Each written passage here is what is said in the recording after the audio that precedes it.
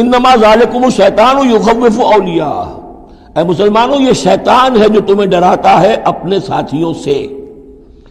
وہ چاہتا ہے کہ اس کے جو ساتھی کفار ہیں، حزب الشیطان ہے، وہ اس کا خوف تمہارے اوپر قائم کر دیں۔ اور ایک معنی اس کے یہ بھی لیے گئے ہیں کہ شیطان کی اس تخویف کا اثر انہی پر ہوتا ہے جو اس کے ولی ہوتے ہیں۔ جو اولیاء اللہ ہیں ان پر شیطان کی طرف سے اس قسم کی وسوسہ اندازی کا اثر نہیں ہوتا۔ ذالکم الشیطان یخوف اولیاءہ، وہ ڈراتا ہے تمہیں اپنے دوستوں سے، یا ڈراتا ہے اپنے دوستوں کو جو شیطان کے ساتھ رشتہ رکھتے ہیں، جو اس کی باتیں سنتے ہیں، انہی پر اثر ہوتا ہے شیطان کی طرف سے اس قسم کی وسوسہ اندازیوں کا۔ فلا تخافوہم، تو تم ان سے مت ڈرو، وخافونی، مجھ سے ڈرو، ان کنتم مؤمنین، اگر تم مومن صادق ہو۔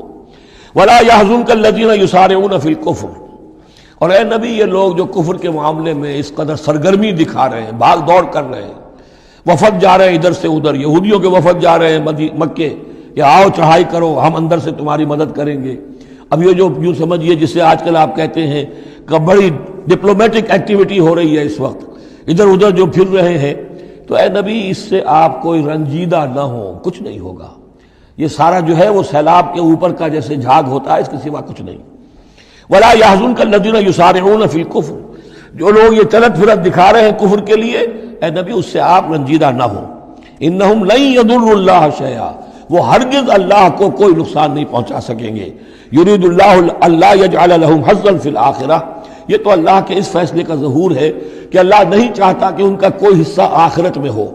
وَلَهُمْ عَذَابٌ عَظِيمٌ، اور ان کے لیے تو بڑا عذاب ہے۔